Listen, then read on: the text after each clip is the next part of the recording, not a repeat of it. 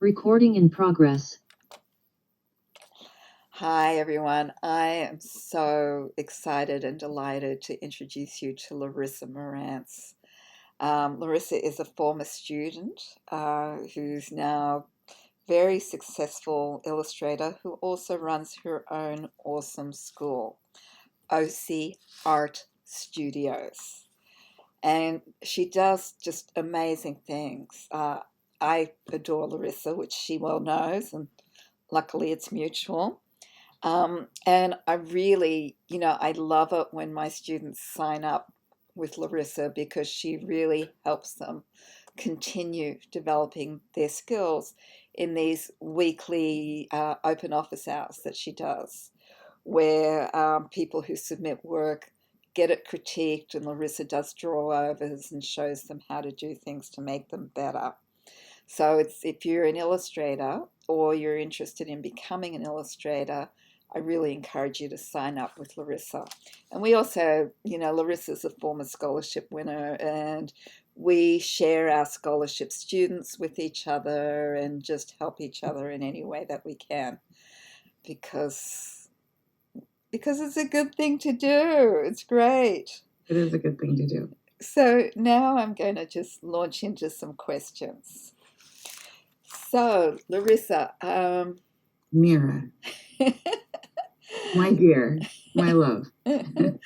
I know that illustrators often have more input into both the language and what happens in a children's book than most people realize and that they get credit for. And this is because they see all the logic flaws and things that a writer might not visualize while they're writing that become problematic or that can be better. Is this the case with you and Keith, who you co-created most of your more recent books with? Yeah. Can you give some details, some examples? Sure. Yeah, co-creating the Clyde the Hippo book series with Keith. He being the author and me being the illustrator, we were able to write together, and the input that I gave him would be affecting the writing as well, because I could tell him, well, this part that you want to write about, that's actually something that I can illustrate. That's something that I can show in pictures, and you don't need to have that written. And a lot of times when people are doing that on their own, author, illustrator, of their own book, they'll find that as well, or that they will draw the pictures and they'll maybe write and describe what's happening. And if you have a description of literally what you're seeing happening, you don't necessarily need to have those words in there, especially with the needing of editing the words down to the most essential. You want the barest essential words to get the story moving and to get the story across. So we would work together in that way. I would share with him the things that I could do on my end that would further the story along, in terms of illustrations, and what I would come up with visually in terms of what I thought would be funny. He could then write about, but he had a lot of really great ideas in terms of the funny visual moments, because he's very visual humor, and so we were able to work in that way. It was really an interesting experience. Thank you. Now, it's really interesting. Unlike in the picture book world, where it's discouraged to bring another illustrator, with graphic novels, you're actually encouraged to bring someone. And partnerships are very common, where a writer and an illustrator team up together and create a fabulous graphic novel. People who are both artists or adventurous in drawing might also illustrate and write their own graphic novels.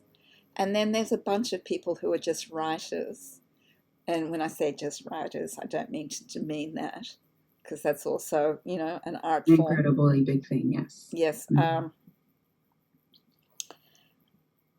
They submit work and the publisher finds an illustrator. So it's actually really fascinating to me how different that is from the picture book world. And that you've co-created all these books with Keith. I hope you're going to write some of your own in the future. Yes, absolutely. I'm pushing Larissa. Yes, it's happening. So, did you also make language suggestions in the books? Yes. I think my skill as a writer is probably stronger as an editor. So it's easier to take something that's already there and say, well, let's change the language, let's adjust it in this way, let's shorten it. So it's about rearranging sentences and words to make it sound prettier, or have it flow better. So yeah, there was I did a lot of language editing and conceptual, not necessarily restructuring, but I did a fair amount of editing in the writing process. And so for me anyway, that's, I think, my strength. So that's something that happened a lot in our working together. Interesting.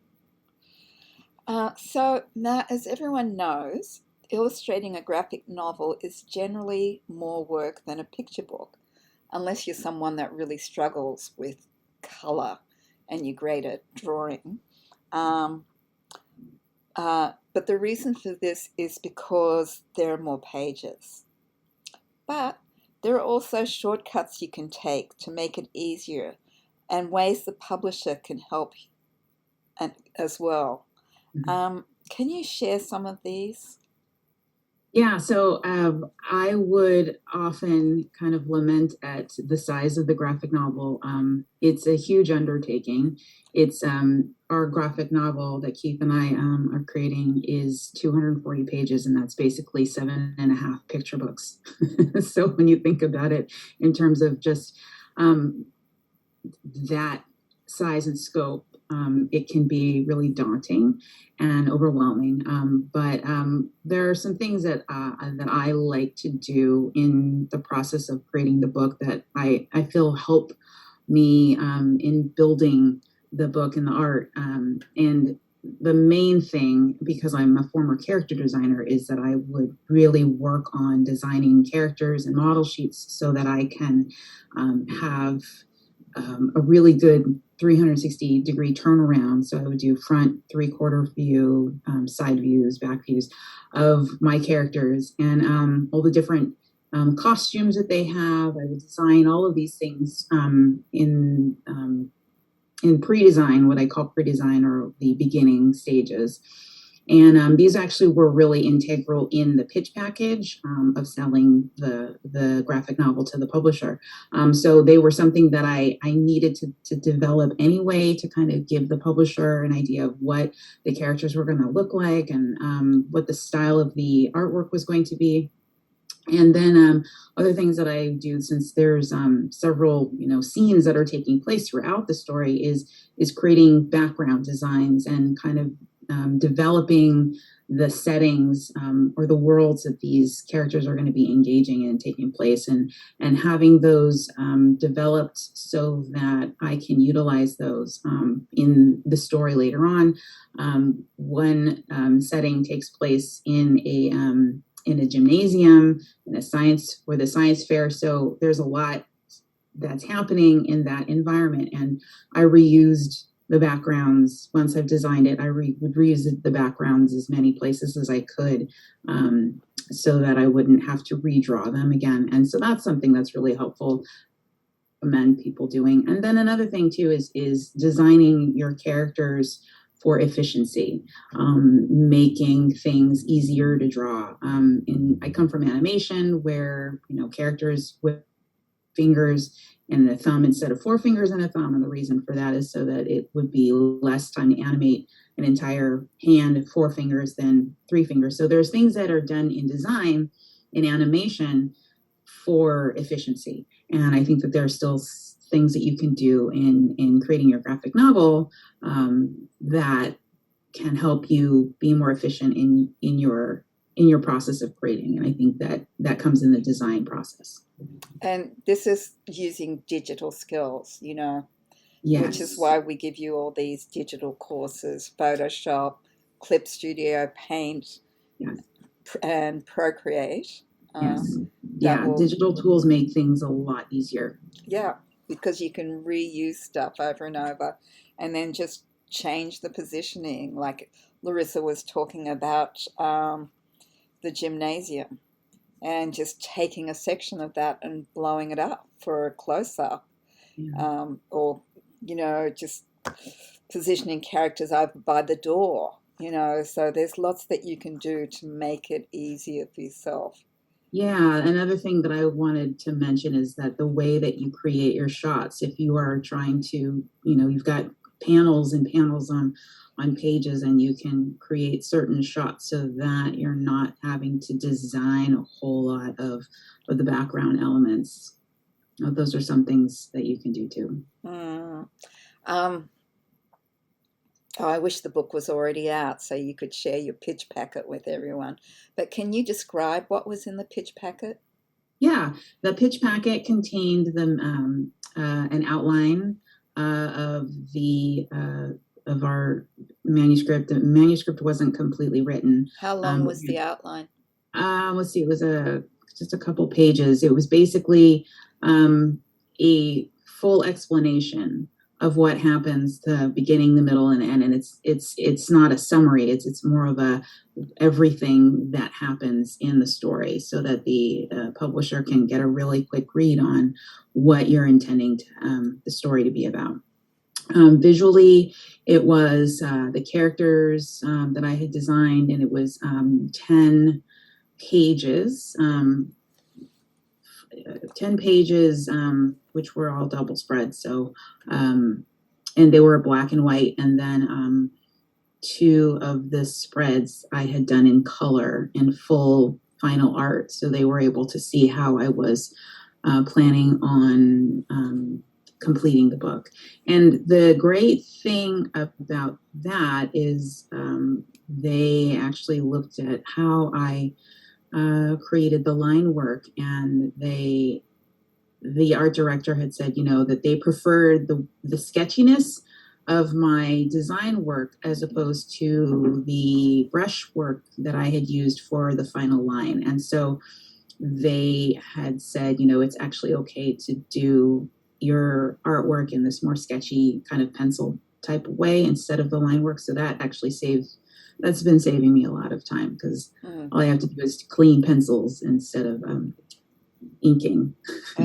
So we were talking a little about saving time, and we didn't talk about the things the publisher can do to help. Right, yeah. And I think that's important. Yeah, the publisher is offering, the publisher will offer to do things like the lettering. They may or may not offer. Oh, that's right. I'm sorry. They may or may not, depending on what you agree to or what you're willing to ask for or have as in terms for your contract is.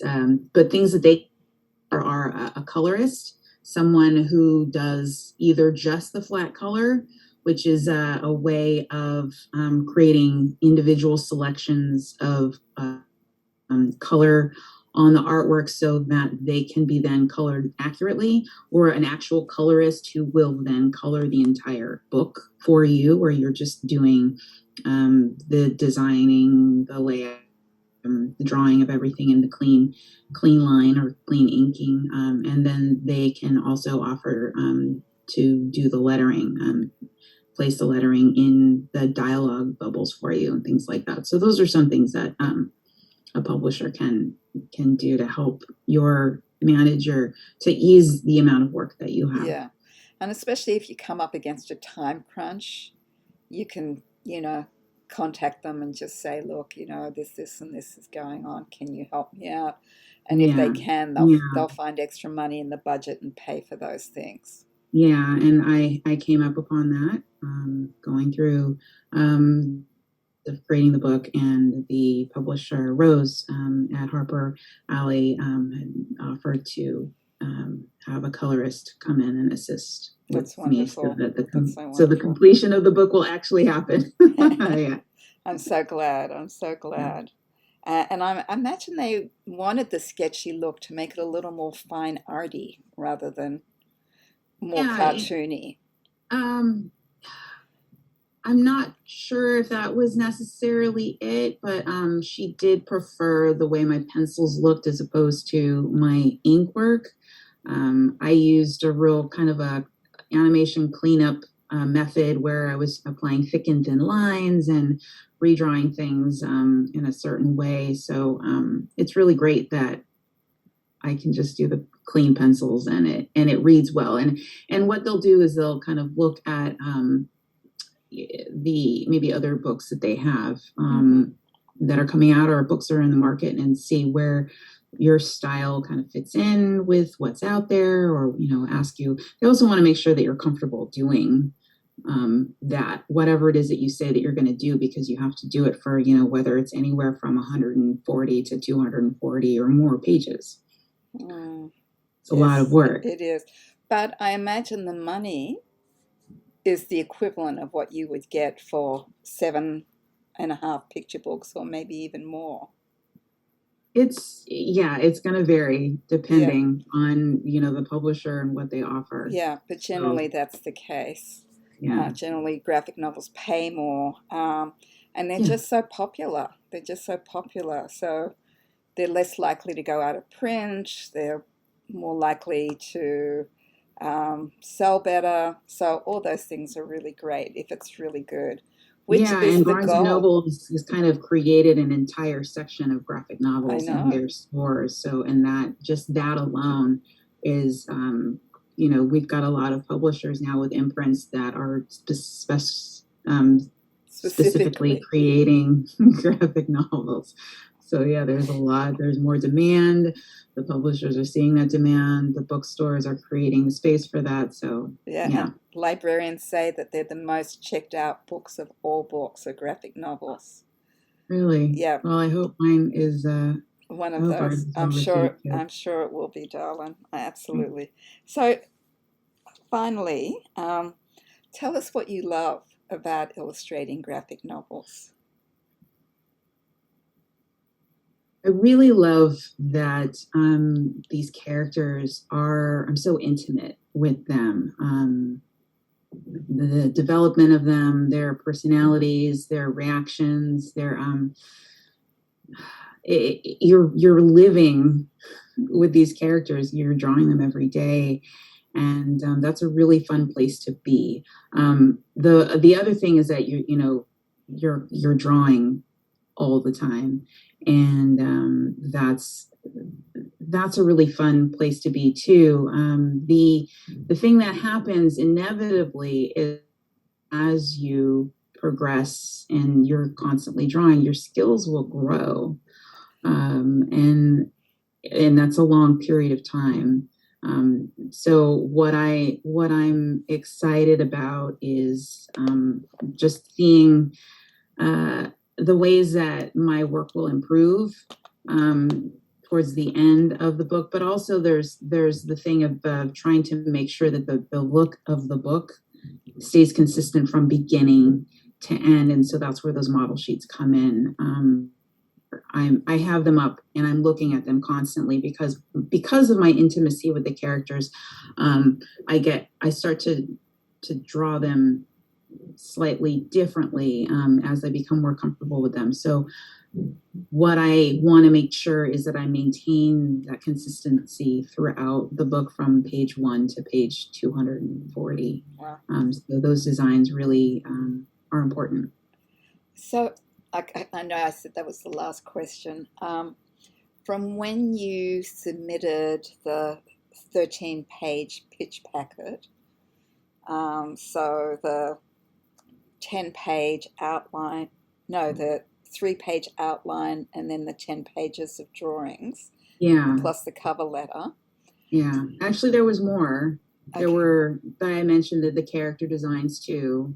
I had included those in that as well. So those were a couple pages. So it was too. more than 10 pages of drawings? Yeah, it was 10 pages of actual drawn panels. Okay. 10 pages of the graphic novel. So. Okay, and then plus the character sketches. Yeah. Mm-hmm. Cool. How long did it take for it to be acquired? It was probably record time. It was record time. I mean, I don't know very many stories like this, but it was only a few months. Uh-huh. But it also, I think we were lucky in that, things kind of aligned with us. So it's not something that I can say, oh, just do this and it'll happen for you, because it's everybody's different and everybody's circumstances are different. But we had traveled to New York for our agency's gathering. They were having a gathering with the clients and the publishers. So we went to New York, and our agent set up some meetings with different publishers so that we could then pitch our pitch package. Oh, that's great. It was very much because of that engagement. But I think that in terms of like the time, so much of what we do in publishing is sitting around and waiting. We hurry up, we create stuff, we give it to our agent. Our agent, gets back to us, and then we make the changes, and then she submits stuff, and then we wait. And then they get back to you with a R&R revision and resubmit, and then you do that, and then you wait. So there's no one way that anything happens. The way that it happens for you is the way that it happens for you, and it's just that's just how it is. Mm-hmm.